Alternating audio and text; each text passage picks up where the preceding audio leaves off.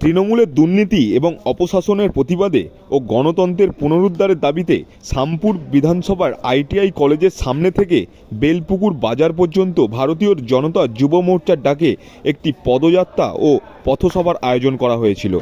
এই পদযাত্রায় উপস্থিত ছিলেন রাজ্য বিজেপি সম্পাদিকা তথা আইনজীবী প্রিয়াঙ্কা টেবরিওয়াল, হাওড়া গ্রামীণের যুব সভাপতি শুভ্র মাঝি সহ হাওড়া গ্রামীণের যুব মোর্চার কার্যকর্তারা। কয়েকশো বিজেপি কর্মী সমর্থক এই পদযাত্রায় অংশগ্রহণ করে।